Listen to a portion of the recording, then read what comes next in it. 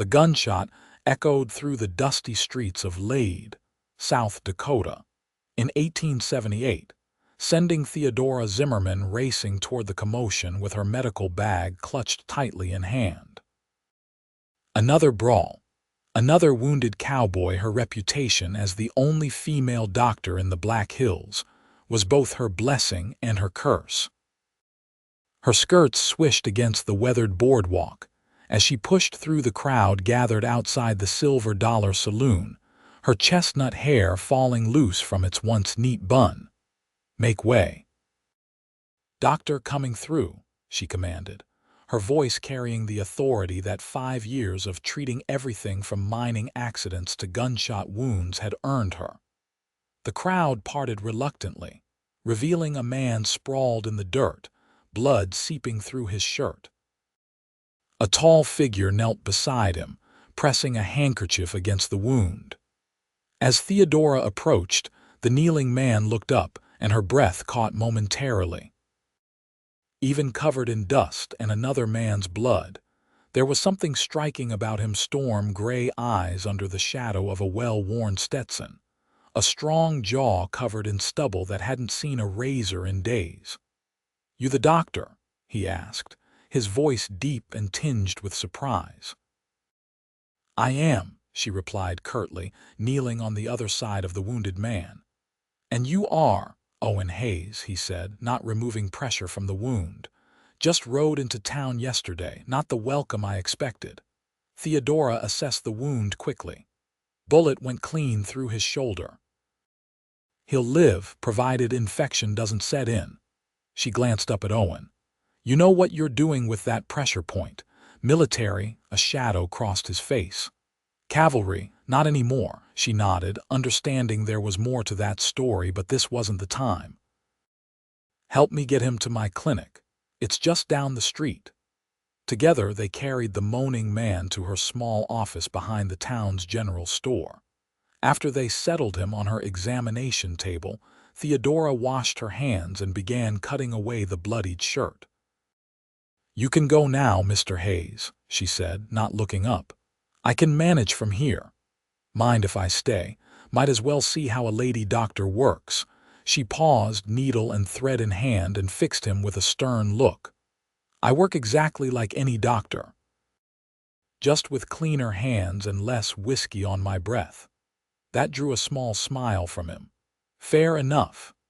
As she worked, cleaning and stitching the wound with practiced efficiency, she could feel Owen's eyes on her, not leering but studying with something like respect. It was an unusual sensation. Most men either doubted her abilities or tried to court her favor. This quiet observation was something different. "Where'd you learn to do that?" he asked as she tied off the final stitch. "Medical college in Philadelphia," she replied, applying a clean bandage. "Then field hospitals during the war. You're young for that." "I was very young during the war. Assisted my father. He was a surgeon." She didn't mention the nightmares she still had from those days, the screams of men having limbs removed without enough chloroform to dull the pain. "And now you're practicing in Lead," he observed. "That's quite a journey." "The West needs doctors," she said simply, and Philadelphia had too many memories. Their patient groaned, drawing their attention back to him. "A local miner named Jenkins who had a habit of drinking his paycheck and picking fights." "He'll be fine," Theodora said. "He can rest here for now, though I'd appreciate if you'd help me move him to the recovery cot in the back room." Once they had settled Jenkins, Theodora led Owen back to the front of her clinic. "Thank you for your assistance, Mr. Hayes. It's rare to find someone who doesn't faint at the sight of blood in these parts." He leaned against her desk, too comfortable for a stranger in her space. "Seen enough of it to last lifetimes, madam." "Dr. Zimmerman," she corrected. "Dr. Zimmerman," he repeated with a slight nod. "What brings a lady doctor out to the wildest part of Dakota Territory? Most women coming west are looking for husbands or running from something." "And what if I'm running toward something instead?" she countered, wiping her hands on a clean towel. Independence, usefulness, a place where my skills matter more than my gender. Find what you were looking for, Theodora sighed, gesturing around her modest clinic. Some days, other days.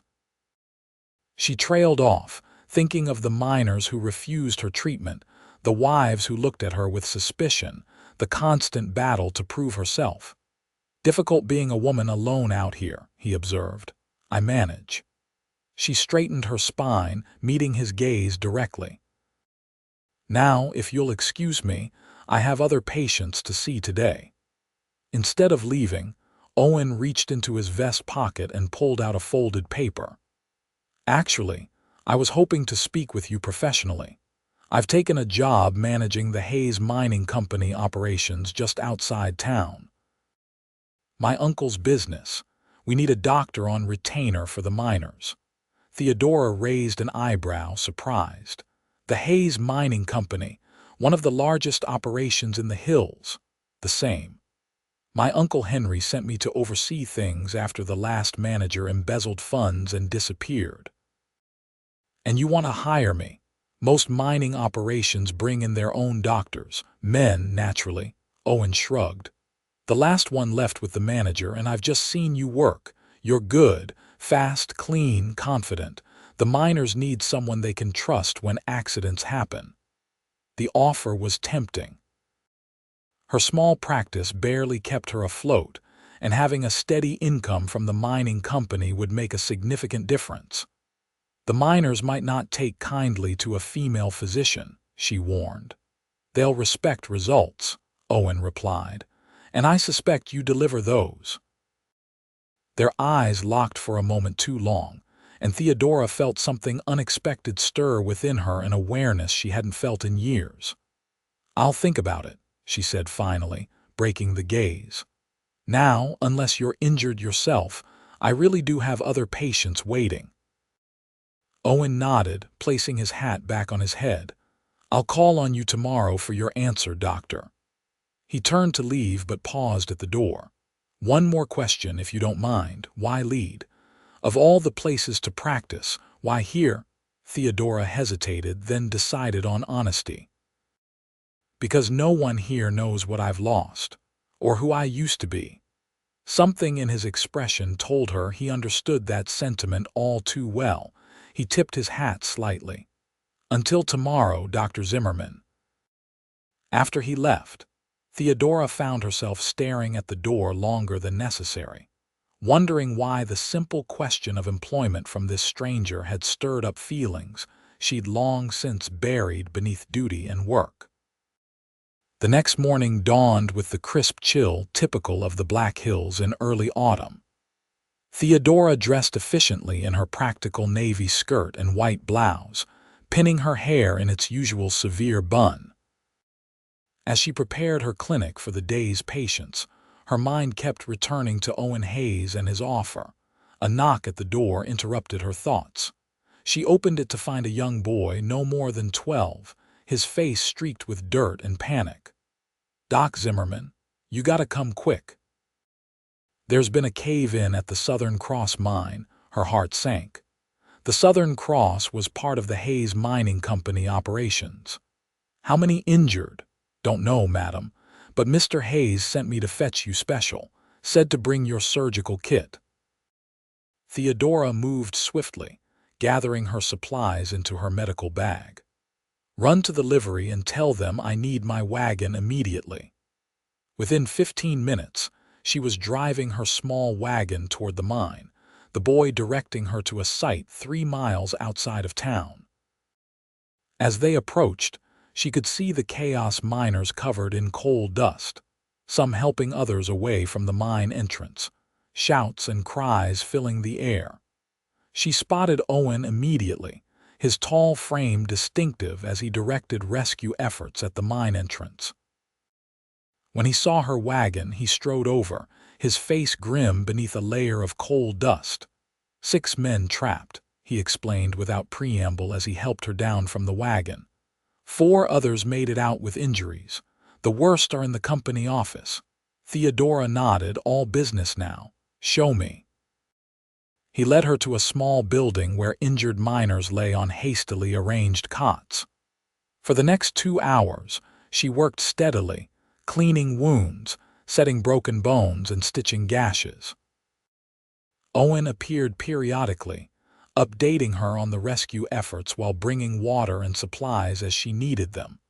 By late afternoon, rescuers had reached the trapped miners.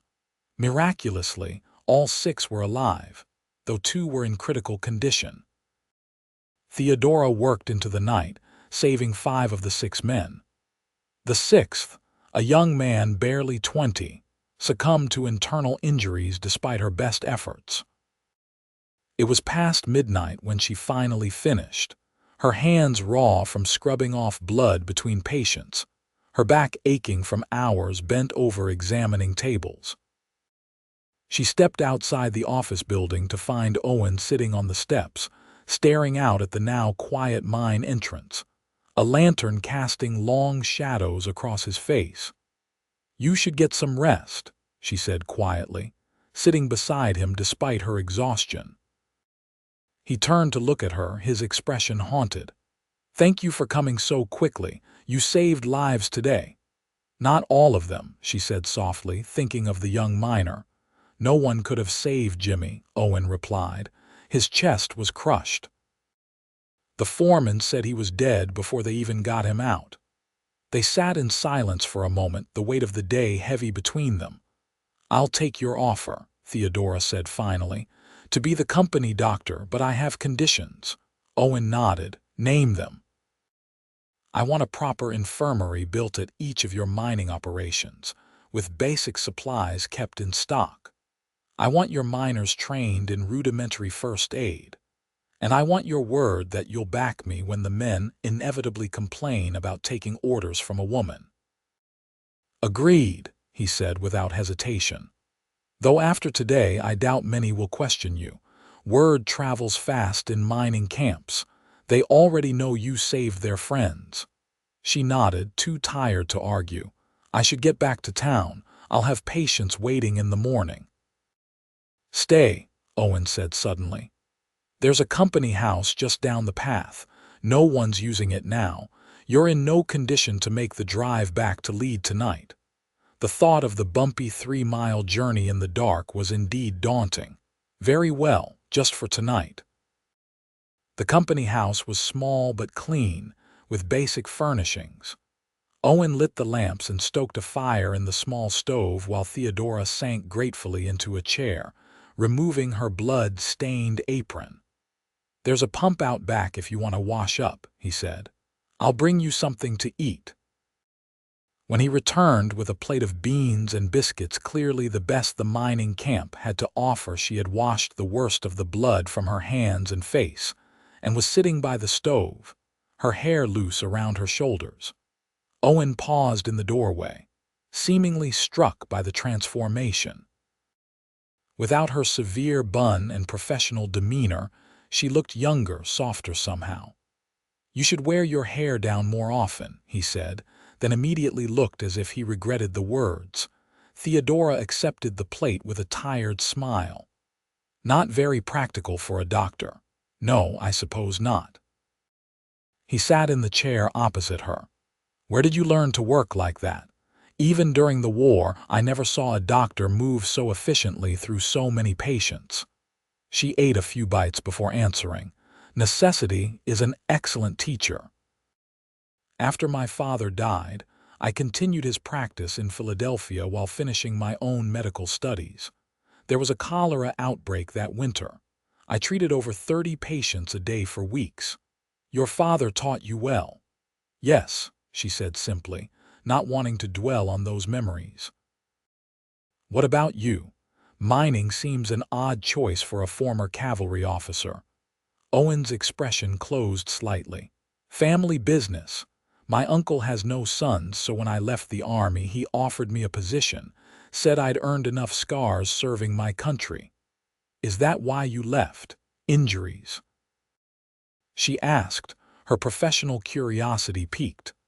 "Among other reasons," he said vaguely. The Army and I came to a mutual understanding that my services were no longer required after an incident with a commanding officer. Theodora raised an eyebrow but didn't press. Everyone in the West had stories they preferred not to tell. Well, she said after finishing her meal, it seems we both ended up in lead for our own reasons. Seems so. He took her empty plate. Get some sleep, doctor. I'll drive you back to town in the morning. As promised, Owen drove her back to lead early the next morning before most of the town was stirring. They arranged for her to visit the mines twice weekly for regular checkups and for emergency situations as needed. It was a practical arrangement, beneficial to them both. What Theodora hadn't anticipated was how quickly Owen Hayes would become a fixture in her life.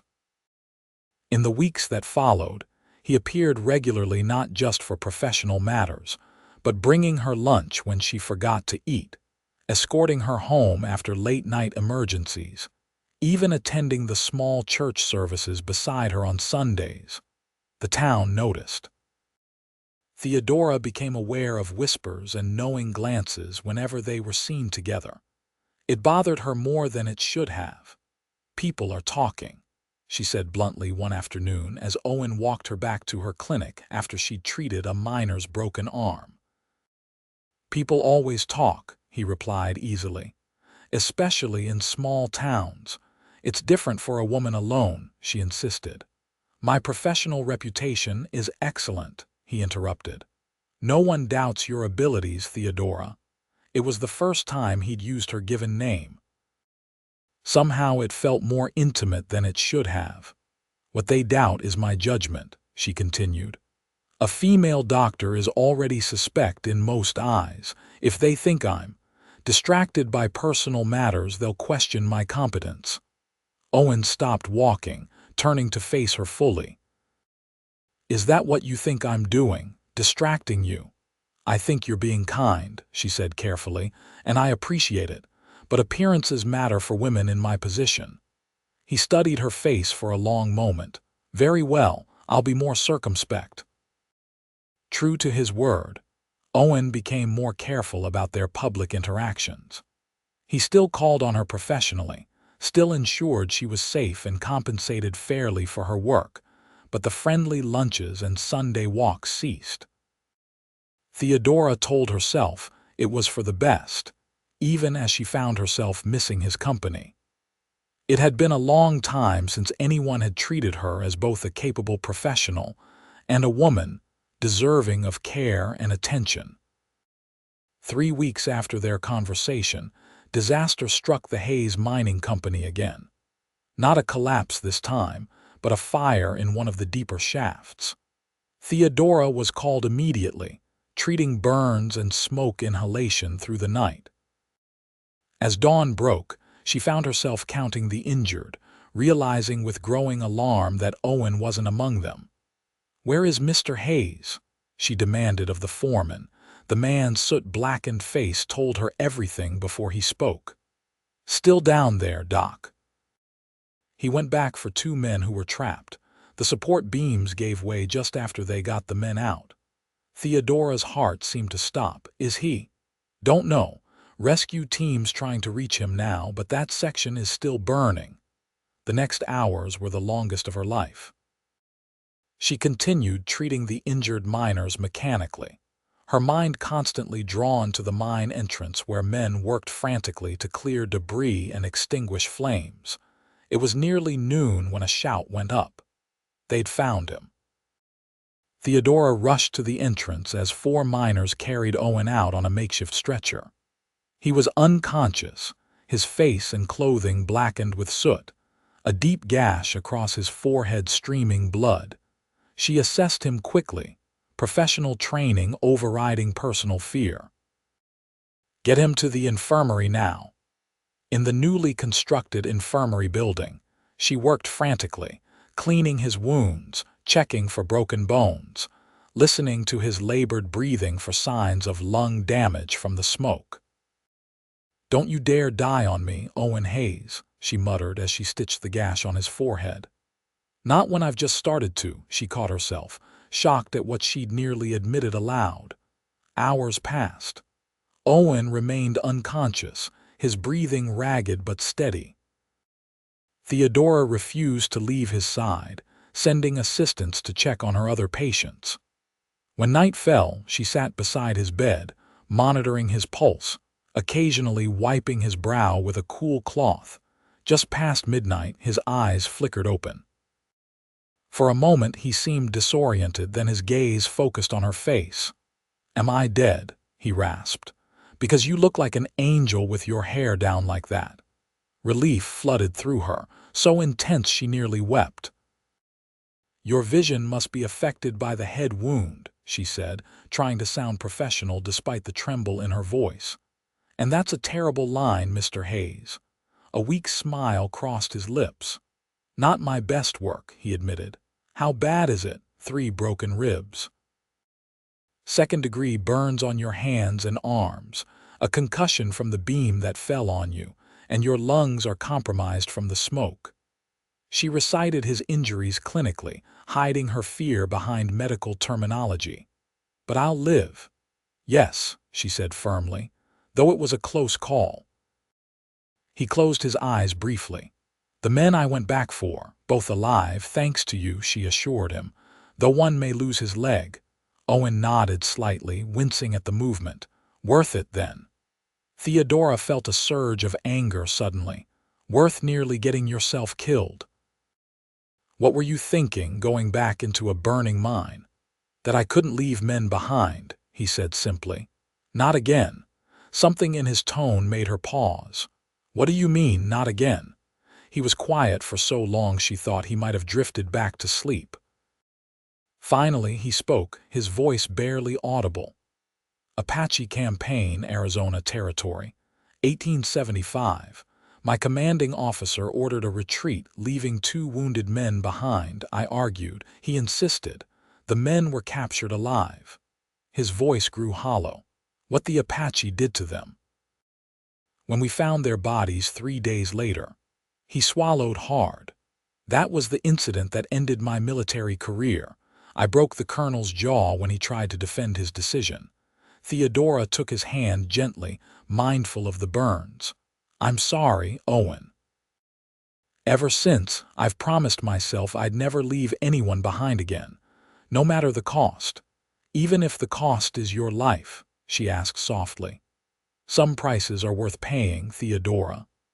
She wanted to argue, to tell him that his life mattered too, that she couldn't bear the thought of losing him. But the words wouldn't come, trapped behind years of carefully constructed barriers. Instead, she said, "You need to rest. Doctor's orders." He caught her hand as she started to pull away. "Will you stay?" The vulnerability in his question undid her.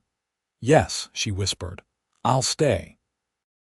She remained by his bedside through the night, dozing occasionally in the chair, but always waking at his slightest movement, ready to check his bandages or offer water. By morning, his fever had broken, and he was lucid enough to complain about being confined to bed. "A good sign," she told the foreman who came to check on his boss. "When patients start complaining, they're on the mend." Over the next week, Owen recovered slowly under Theodora's careful supervision. She arranged for him to be moved to her clinic in town, claiming it was easier to monitor him there while she tended to her other patients. In truth, she wanted him away from the mines where he might be tempted to return to work too soon. As his strength returned, so did his determination to understand her. During the quiet evenings after she'd finished with her other patients, they would talk sometimes about mundane matters, sometimes delving deeper into the experiences that had shaped them. "You never speak about your husband," he said one evening as she changed his bandages. Theodora's hand stilled momentarily. "What makes you think I was married?" "The way you sometimes twist a phantom ring on your left hand when you're thinking," he said. "And there's a faded line where a band used to be." She hadn't realized she still had that nervous habit, or that anyone would notice such a detail. "His name was William," she said after a long pause. He was a doctor, too. We met during my training. What happened to him? Typhoid, she said simply. 3 years ago. He insisted on treating patients during an outbreak in Philadelphia. I told him it was too dangerous, that we didn't have enough medicine. He wouldn't listen. She secured the fresh bandage before continuing. He died in my arms after 4 days of fever. I couldn't save him. Is that why you came west, to escape the memories? Partly, she admitted, but also because I couldn't bear the pity. Everyone looking at me as poor Theodora the widow. Here no one knew I could be just Dr. Zimmerman. And is that enough, being just the doctor? The question hit too close to the loneliness she tried to ignore. It has to be, she replied. A woman alone in my position can't afford to be anything else, not if I want to be taken seriously. That's a lonely way to live, Owen observed quietly. Says the man who rides alone into burning mines, she countered. He smiled slightly at that. Fair point. Perhaps we're both hiding from something. Or running toward it, she echoed her words from their first meeting. Their eyes met, and Theodora felt that now familiar flutter in her chest. It would be so easy to lean forward, to close the distance between them. Instead, she stood abruptly. You should get some rest, she said, reverting to her professional tone. Those ribs won't heal if you don't allow your body time to recover. Owen caught her wrist gently before she could move away.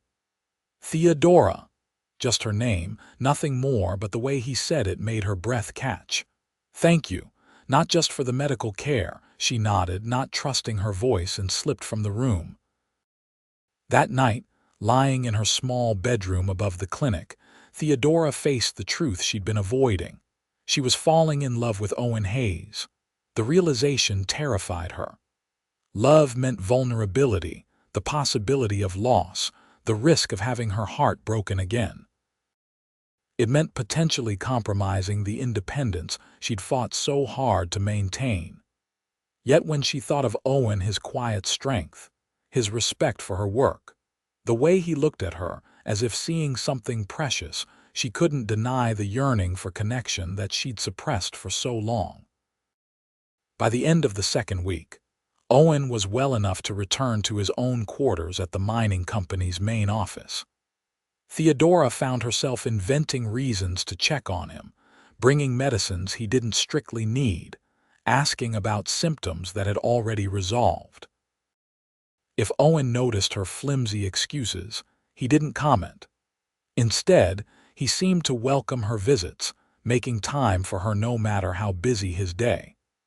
Sometimes, she'd arrive to find him poring over ledgers or meeting with foremen, but he would always set his work aside, giving her his full attention. One crisp October afternoon, she arrived at his office to find it empty.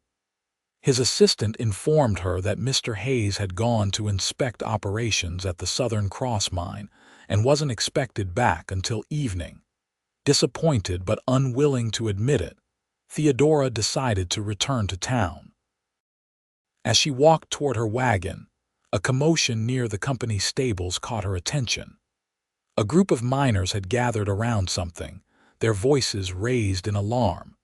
Drawing closer, she saw the cause. A young miner lay on the ground, his body contorted in a seizure, foam flecking his lips. She pushed through the crowd immediately. Stand back, give him air, she commanded, kneeling beside the convulsing man. She recognized him as Patrick O'Malley, one of the newer miners. How long has he been seizing? Just started, Doc, someone answered. He was fine 1 minute, then collapsed the next. Theodora worked quickly, turning the man on his side to prevent him from choking, checking his pulse, noting the unusual dilation of his pupils.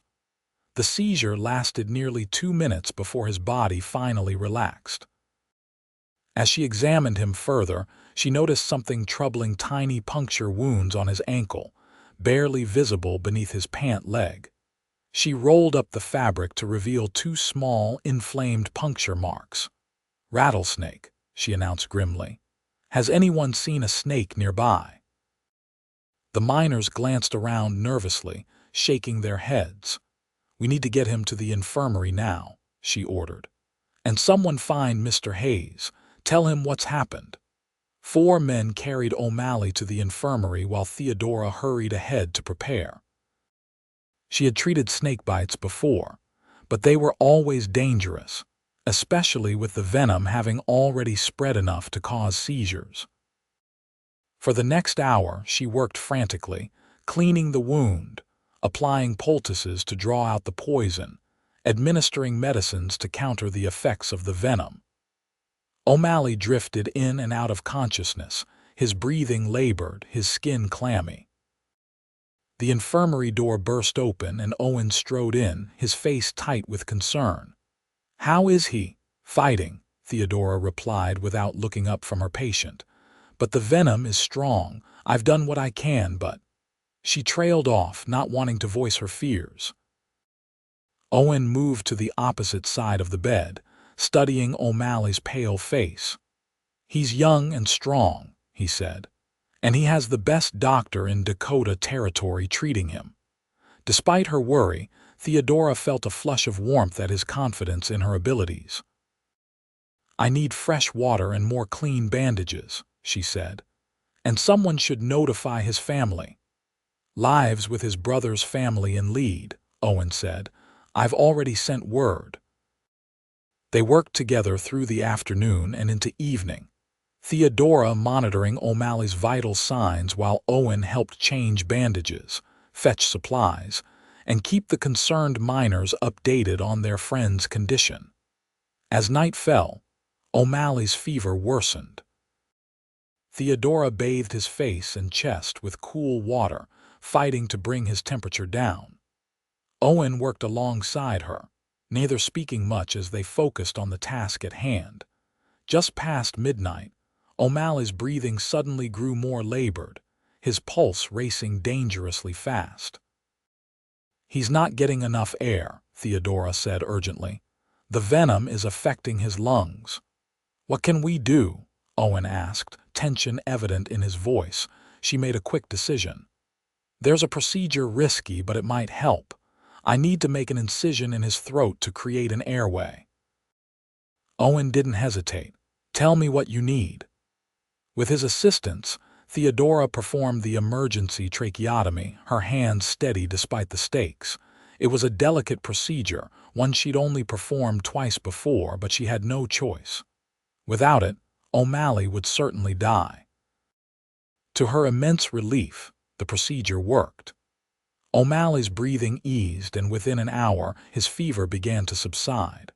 By dawn, he was stable enough that she felt confident he would recover. Exhausted, Theodora finally allowed herself to sink into a chair beside the bed. Owen brought her a cup of coffee, his own fatigue evident in the shadows under his eyes. "You saved his life," he said quietly, sitting beside her. "We both did," she corrected. "I couldn't have managed alone." They sat in comfortable silence, sipping their coffee as the first light of day filtered through the infirmary windows. Theodora was acutely aware of Owen beside her, his warmth, the scent of him, the way his sleeve brushed against hers when he moved. "You should get some rest," he said eventually. "I can watch him for a few hours." She shook her head. "I'm fine. I've gone longer without sleep." "Theodora." His tone made her look up at him. "You can't take care of others if you don't take care of yourself." "That's not just my opinion, that's medical advice I received recently from a very competent doctor." A small smile tugged at her lips. "Using my own words against me, Mr. Hayes, if that's what it takes." He stood, offering his hand. "There's a cot in my office. I'll wake you if there's any change." Too tired to argue further, she accepted his hand and rose. As she did, a wave of dizziness washed over her, the result of exhaustion and too little food. She swayed slightly, and Owen's hands caught her waist to steady her.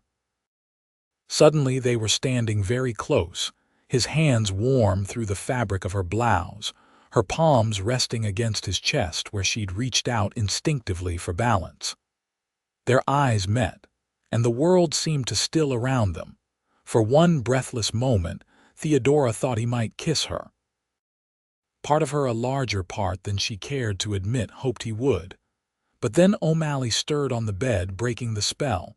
Owen stepped back, his hands falling away from her waist. "Rest," he said, his voice rougher than before. "Doctor's orders." She nodded, not trusting herself to speak, and made her way to his office. The cot was narrow but comfortable, and despite her racing thoughts, exhaustion pulled her quickly into sleep. When she woke several hours later, sunlight was streaming through the office window. She sat up, momentarily disoriented, then remembered the events of the night. Quickly, she smoothed her rumpled clothing and hair before returning to the infirmary. She found Owen exactly where she'd left him, sitting beside O'Malley's bed. The young miner was awake now, breathing steadily through the tube in his throat, his color much improved. "How is he?" she asked, immediately slipping back into her professional role. "Much better," Owen replied, standing to make room for her. "Fever's gone, breathing is steady." He even managed to communicate by writing. He handed her a slate with shaky words thanking the doctor for saving his life. Theodora smiled at O'Malley. "You're welcome, but you're not out of danger yet. That tracheotomy will need to stay in place for a few days, and you'll need to take it very easy for several weeks." The young man nodded, then scrawled another message. "Boss stayed all night." She glanced at Owen, who looked slightly embarrassed. "Someone had to make sure our doctor's good work wasn't wasted," he said lightly. After examining O'Malley thoroughly, Theodora was satisfied with his progress. "His brother should be arriving soon. Once I've explained the care he'll need, I should get back to my clinic in town." Owen insisted on driving her himself, despite her protests that she could manage.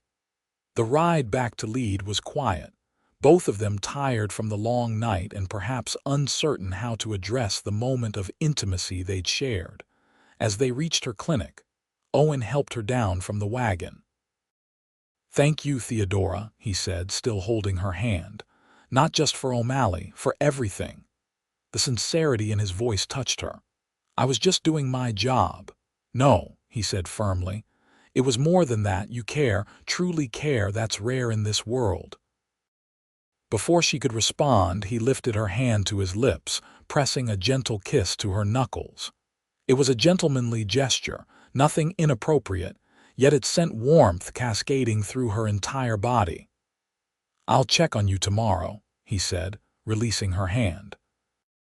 "Make sure you're getting the rest you prescribed for me." With that, he climbed back into the wagon and drove away, leaving Theodora standing on the boardwalk, her hand still tingling where his lips had touched it. The next day, true to his word, Owen appeared at her clinic during the quiet afternoon hours, carrying a basket from the town's best restaurant. "I thought you might not have eaten," he said by way of explanation. He was right, of course. She'd been so busy catching up with patients after her absence that food had been the last thing on her mind. They shared the meal in her small office, talking easily about O'Malley's continued improvement and the day's events. As they ate, Theodora found herself studying Owen's face, the way his eyes crinkled slightly at the corners when he smiled, the strong line of his jaw, the small scar near his right eyebrow. "Is something wrong?" he asked, catching her gaze. "No," she said quickly. "I was just thinking about." She hesitated, then decided on honesty. "About how different you are from what I expected when I first met you." "And what did you expect? Another arrogant mining executive who'd treat me like a curiosity at best, a nuisance at worst," she admitted. "I've had my fill of men who think a woman's place is in the home, not in a medical clinic." Owen considered this. "My mother was a teacher," he said. "Educated, independent-minded. She taught me to judge people by their abilities, not their gender. When she died, I was only 12, but that lesson stayed with me. She sounds like a remarkable woman. She was, he agreed. She'd have liked you, I think. She had no patience for convention when it interfered with common sense. The conversation drifted to other topics: books they'd read, places they'd seen, opinions on everything from politics to the proper way to brew coffee. Theodora found herself laughing more than she had in years, enjoying the simple pleasure of talking with someone who saw her as an equal. As Owen prepared to leave, he paused at the door. "There's a social at the church on Saturday evening," he said casually. "I thought you might like to attend." Theodora stiffened slightly. A public social was different from their private meals or professional interactions.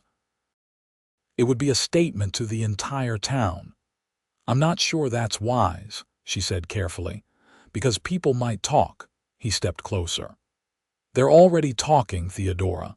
Half the town is convinced we're secretly engaged and the other half thinks we're carrying on a scandalous affair."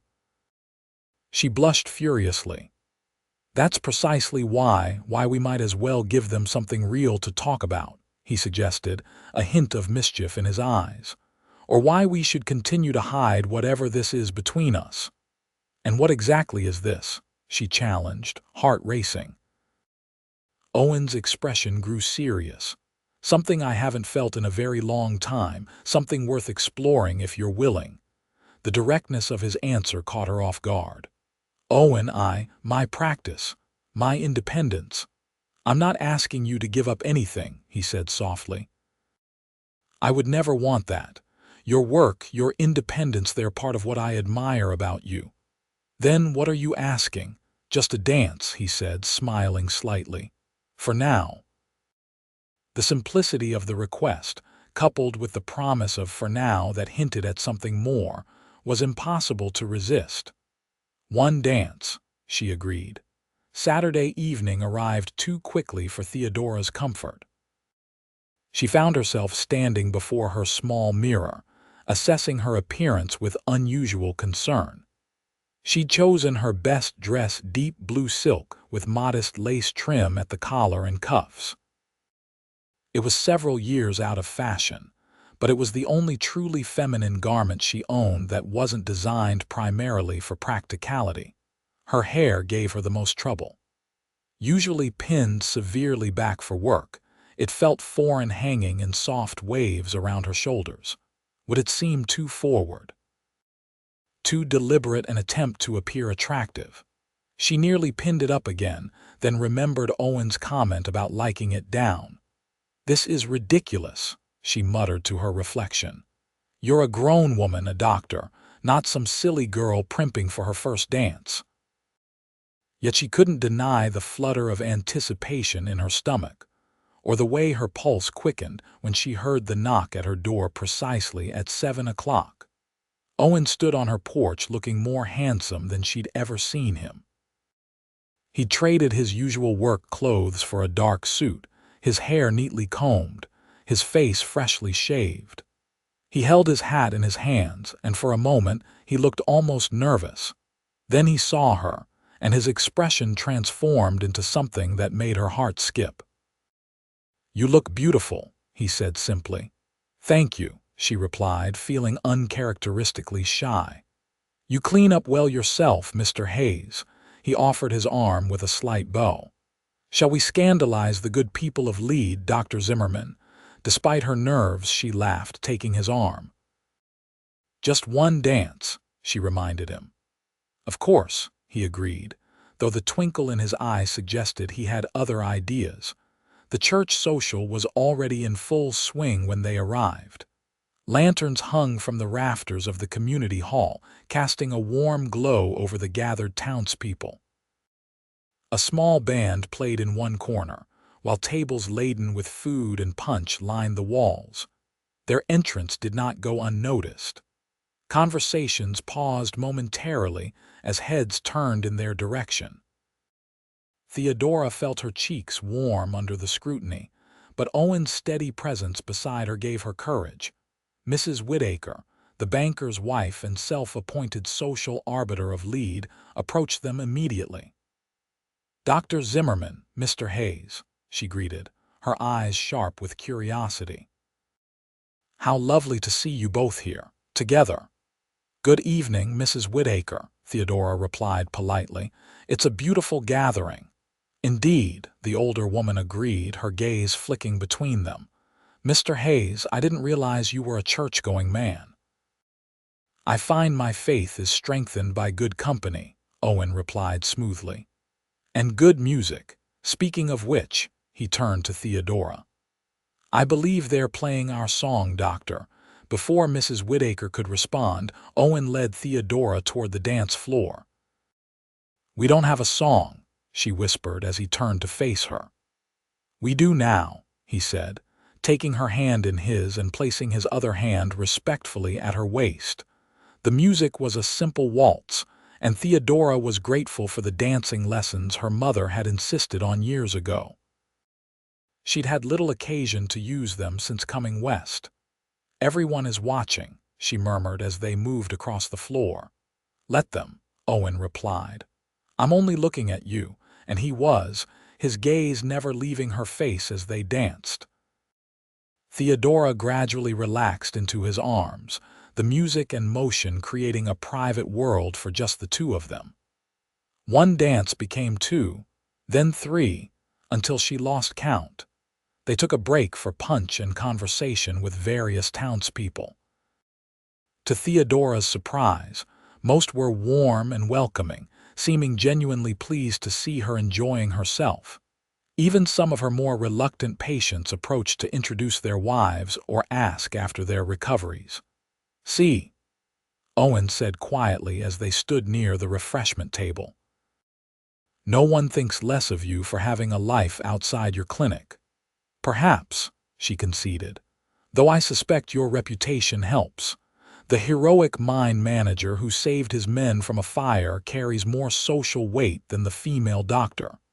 "You underestimate yourself," he replied. "These people respect you, Theodora, not just for your medical skills, but for who you are." Before she could respond, the band struck up a lively reel. Owen raised an eyebrow in question, and Theodora found herself nodding, eager to return to the dance floor with him. As the evening progressed, she felt a lightness she hadn't experienced in years, perhaps ever. With William, their courtship had been serious, intellectual, focused on their shared medical interests. This easy joy, this simple pleasure in another's company, was something entirely new. When the final dance ended, Owen escorted her home through the quiet streets of Lead. The October night was crisp, stars brilliant in the clear sky above the Black Hills. "Thank you," she said as they reached her door. "I enjoyed myself far more than I expected to." "Enough to consider doing it again?" he asked, his voice hopeful. Theodora hesitated. The evening had been wonderful, but she couldn't ignore the complications their relationship might bring. "Owen, before you say no," he interrupted gently, "remember that I'm not asking you to change anything about yourself or your life. I just want to be part of it in whatever way you'll allow." His words touched something deep inside her, a longing for connection that she'd denied for so long. "I'm too much trouble," she warned, her voice barely above a whisper. "A female doctor with strong opinions and a stubborn streak. The town already thinks I'm peculiar.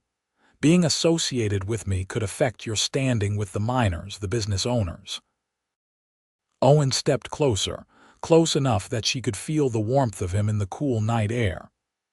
"I like a challenge," he said softly, and then he was kissing her, his lips gentle against hers, his hand coming up to cup her face with exquisite tenderness.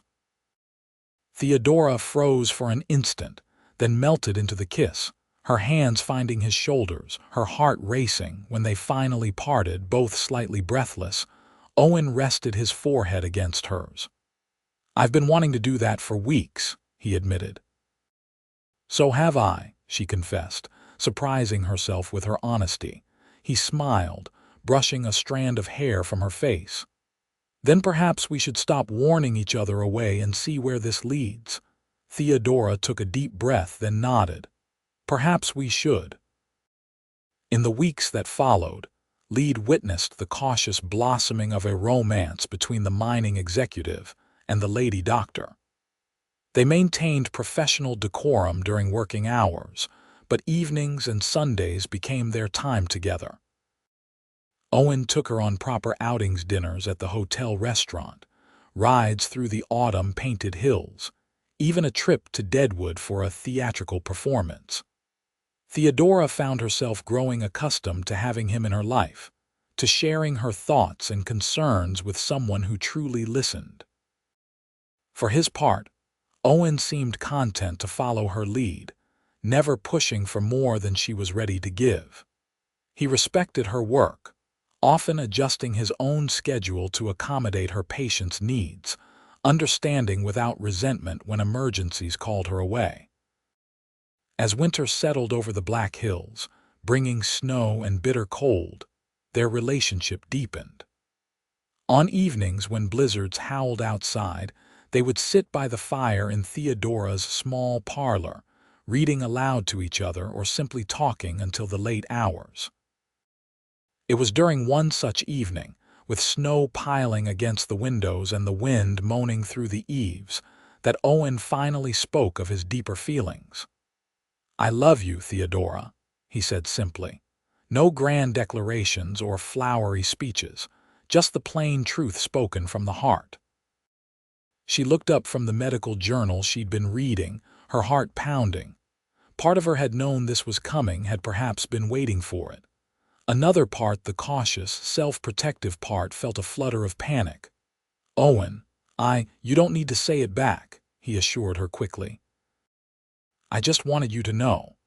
I've loved you since that night at the infirmary when you performed that emergency surgery on O'Malley. You were so focused, so capable, so completely yourself. I knew then that I'd never meet another woman like you." Theodora set aside her journal, her hands trembling slightly. "After William died," she said slowly, "I promised myself I wouldn't be vulnerable again. Loving someone means risking losing them.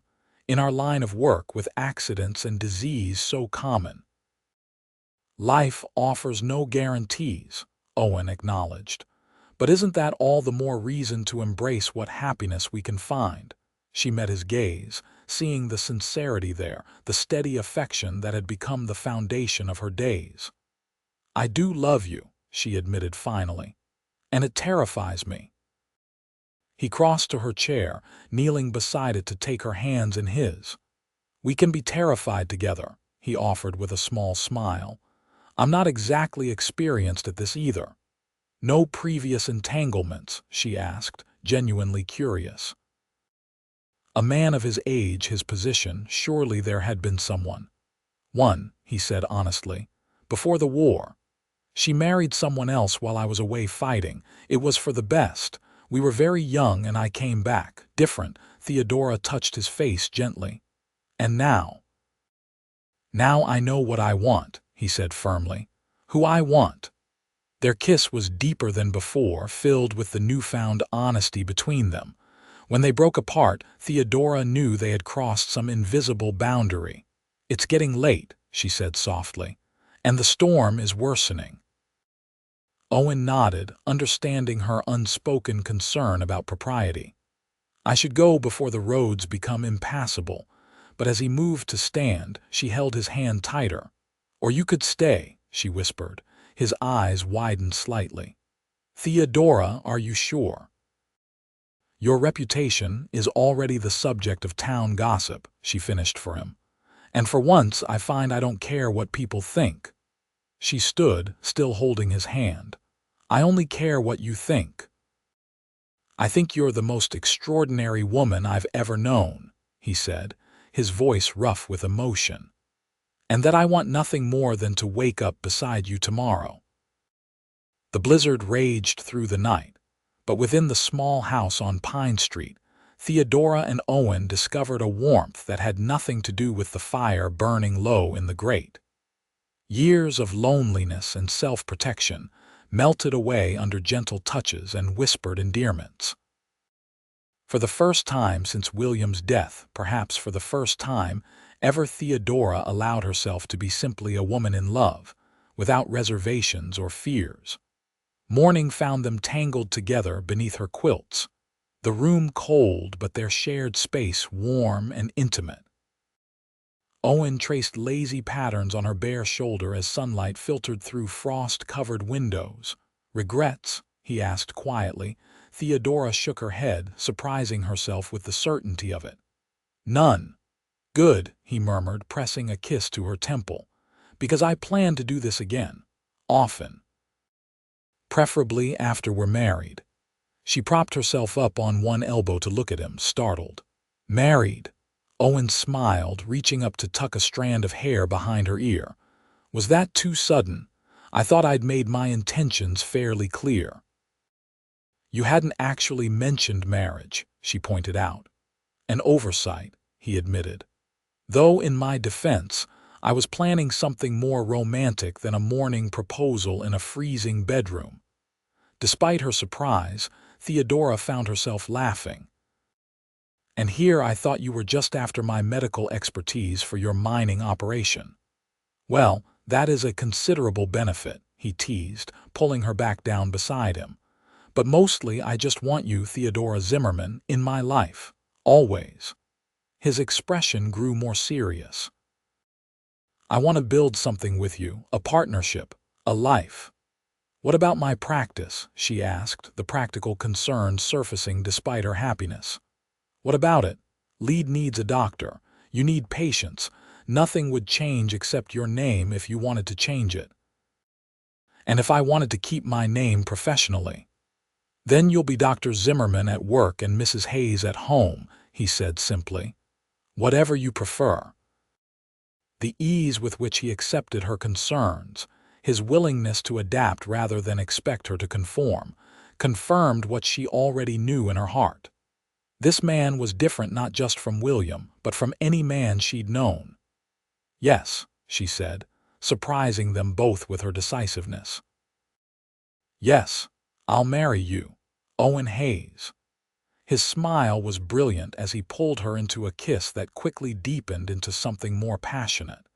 The day's responsibilities were forgotten for a time as they celebrated their engagement in the most intimate way possible. When they finally rose, the town of Lead was digging out from nearly 2 feet of snow. Together, they prepared a late breakfast, moving around Theodora's small kitchen with a comfortable familiarity that belied the newness of their relationship. "We should probably tell people," Theodora said as they sat at her table, sipping coffee. "Before the gossips do it for us." Owen nodded. "I'll speak with Reverend Thomas today. Perhaps a spring wedding. April, when the worst of winter is past." "April would be lovely," she agreed, then hesitated. "Owen, there's something I should tell you about children." His expression grew attentive, sensing the seriousness of her tone. "William and we tried for years to have a child," she continued. "It never happened. The doctors in Philadelphia suggested that I might not be able to conceive." She looked down at her coffee. "If you want a family, I want you," he interrupted gently. "If children come, they'll be a blessing. If not, we'll still have each other." He reached across the table to take her hand. "And there are always children who need homes. Orphans from mining accidents or illness." The understanding in his eyes brought tears to hers. "You've thought about this, about our future." "Of course," he said. "I've been planning it since the day you stitched up my forehead and lectured me about mine safety." Theodora laughed through her tears, overwhelmed by the certainty that she'd somehow found the one man in the world who could understand and accept her exactly as she was. News of their engagement spread through Lead with predictable swiftness. Most reactions were positive congratulations from patients, well wishes from the miners, even a surprisingly warm approval from Mrs. Whittaker, who declared it about time with a knowing look. Only a few voices expressed disapproval, mostly those who had always been uncomfortable with a female doctor and now had fresh reason to criticize. Theodora found, to her surprise, that their opinions mattered less and less. The security of Owen's love and respect gave her a confidence she hadn't realized she'd been missing. As winter deepened, they made plans for their future. Owen's uncle, delighted by the news, offered them the company house as a wedding gift, a substantial residence on the edge of town, large enough for Theodora to establish a proper clinic on the ground floor while maintaining private living quarters above. "It's perfect," she told Owen as they toured the house together. "Close enough to both town and the mines, but with some privacy." "Room to grow," he agreed, his arm around her waist, "in whatever ways we choose." Their wedding day dawned clear and mild, the early April sun melting the last patches of snow from the hills around Lead. The small church was filled with well-wishers, miners and their families, Theodora's patients, business associates of Owen's, even a few colleagues who had traveled from Deadwood for the occasion. Theodora wore a simple gown of ivory silk, her hair arranged in soft curls beneath a lace veil that had been her mother's. As she walked down the aisle toward Owen, who waited with barely contained joy, she felt none of the fear or doubt that had plagued her for so long. This was right. He was right. The life they would build together would be of their own making, shaped by mutual respect and love rather than convention or expectation. Their vows were traditional but spoken with personal meaning, each word a promise they intended to keep.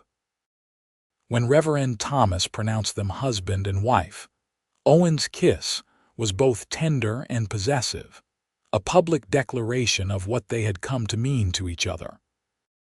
The celebration afterward was festive but not extravagant, a gathering at the hotel with food, music, and dancing that lasted well into the evening. As the party continued around them, Owen led Theodora out onto the hotel's veranda for a moment of quiet. "Happy, Mrs. Hayes?" he asked, his arms encircling her waist from behind as they looked out at the stars appearing over the Black Hills. "Very, Mr. Hayes," she replied, leaning back against his chest, "though I may need some time to get used to the name." "We have all the time in the world," he murmured, pressing a kiss to her neck. "Or at least until someone in town manages to injure themselves and requires your professional attention." She laughed, turning in his arms to face him. "Let's hope they can stay healthy for at least one night." "If not, we'll face it together," Owen said, suddenly serious. "That's what I want you to remember, Theodora. Whatever comes, good or bad, joy or challenge, we face it together. Always." "Together," she agreed, sealing the promise with a kiss. They were not naive enough to believe that life would be without difficulties. The mining industry was dangerous, disease was ever present, and the harsh realities of the frontier would not disappear simply because they had found happiness together. But they had each weathered storms alone and survived. Together, they were stronger. In the years that followed, Lead watched the unique partnership of Owen and Theodora Hayes flourish. Their home became known as a place of healing, not just for bodies but for spirits. The mining company, under Owen's management, established safety practices that reduced accidents dramatically.